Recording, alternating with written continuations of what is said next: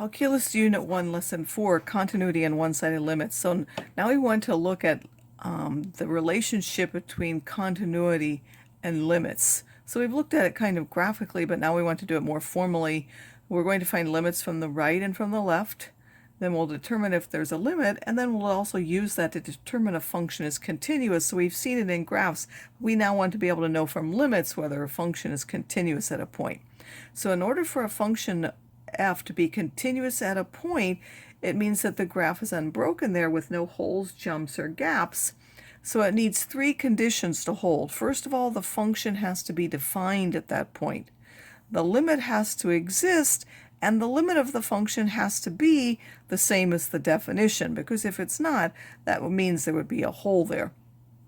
So f is continuous on an open interval if it's continuous at each point in there, and it's continuous everywhere if it's continuous at every real point. So now we're going to find the limit from the right. We're going to write that as x approaches c. The plus means from values bigger than c, so this is notation to mean as x goes to c from the right, f of x is L. So that would, where capital L, of course, is a finite number, and a limit for the left, we'll say x approaches c to the minus of x of L is L, of course, as if we get closer to the value of c from the left, then the function gets closer to the capital L. Using these different definitions, then we can say that there's a limit if and only if the following is true. This limit exists and equals L if and only if the limit from the left is equal to capital L and the limit from the right is equal to capital L. So they have to have the same limit and they have to be equal to that. So that would be the limit existing. That still doesn't mean it's continuous. Continuity needs two more things.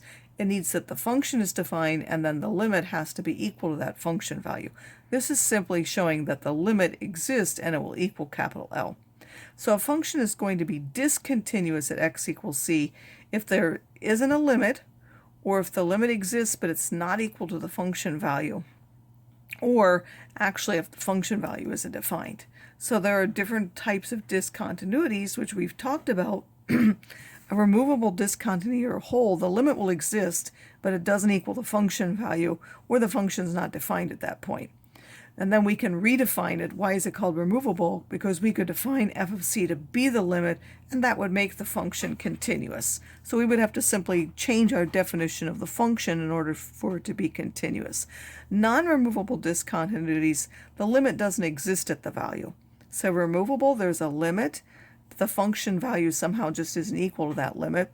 Non-removable, there's no limit at that value, and there are two types. There are jump. They have different finite left and right limits. So it might go to 3 from the left and 2 from the right. That would be a jump. Or there's a vertical asymptote where there are infinite limits at the value, meaning it might be going up to minus infinity or down to infinity or up to plus infinity. So examples of graphs where it's not continuous are what? Here there's a removable discontinuity. F of c happened to not be defined here, but even if it were defined to be some other point, that would still be a hole. It's still removable. In this particular one, this limit doesn't exist because the limit from the left is one value and the limit from the right is another. So therefore, that's a non-removable jump discontinuity. And in this one, again, this is a hole. In this case, it's different from this one. In this one, the function value wasn't defined at all, and here it was defined to be a different one. Again, we could simply redefine our function to be the missing hole value, in either case to make it continuous. For closed intervals a, b, so that was for the open intervals that we looked at. For closed intervals, f is said to be closed in the whole closed interval. It's continuous from the right at a, so it doesn't matter about from the left at a because it's not defined there, only from the right for a, only from the left for b, and then it has to be continuous on every other point in there as we come from the left and the right. So properties of continuity is that if b is just a number and f and g happen to be continuous, then we can multiply by a function by a number, and that will still be continuous. If we add two continuous functions or subtract two continuous functions, if we multiply two continuous functions, or if we divide two continuous functions, the result will still be continuous, except of course when we divide, It won't be continuous at any place where the denominator is 0. Of course, assuming that g isn't 0 at that point. So if g is continuous at c, and then f is continuous at g of c, then if we take f of g of x, then that will be continuous at the initial point c that we put in. So now one of our main theorems is the intermediate value theorem, and it says if it's continuous in a closed interval from a to b, so we have some point on a to b that it's continuous and we wouldn't raise our things, and f of a and f of b are different, and then we take some value in between there, then there has to be some number between a and b, we'll call that c, where f of c is equal to f of k, because if there weren't, there would be no way for us to reach all of the values that were in there and be continuous. It can go outside of there, it could be completely in. But for a and b, there has to be some value where it reaches there. And there could be more than one. In this case, there's just one value. Here there happen to be 3 values, which is equal to k. So now for all spheres with radii in 5 to 8, show there's one with a volume of this. So first of all, this is continuous. Why? Because it's a polynomial function and it's continuous on anything from 0 to infinity. It's really continuous on minus infinity to infinity, but then that wouldn't be a volume. So we'll put from 0 to infinity because that would make it a volume. And therefore it has to be continuous on the closed interval from 5 to 8. So now if we find v of 5, which is simply putting 5 in that formula, and v of 8, we get those two values. K is a value in between there, so since it's in between those two values and v is continuous, then there has to be a radius with a volume of that. Now we would have to solve that equation to actually find out what that was. Another example might be find the limits from this picture. So we have a picture here and we want to know, is f of x continuous at x equals 3? So the limit as x goes to 3 from the right, which is from the plus, is 0. As it goes from the left, that's 0. Because those two are the same, the limit is 0. But it's not continuous because the function value f of 3 is 1, but the limit is 0. And because those two don't agree, it's not continuous, even though there is a limit at that point. So now we'll quickly look at some other graphs and find each limit. I don't think I'll go through all of them, but if we go from minus 2 from the minus here, that means we're coming from the left. That would be at minus 2. If we go to minus 2 from the plus, that's also minus 2. So there is a limit. It is continuous. Why? Because the limit exists and it has the same value as the function, which is also minus 2.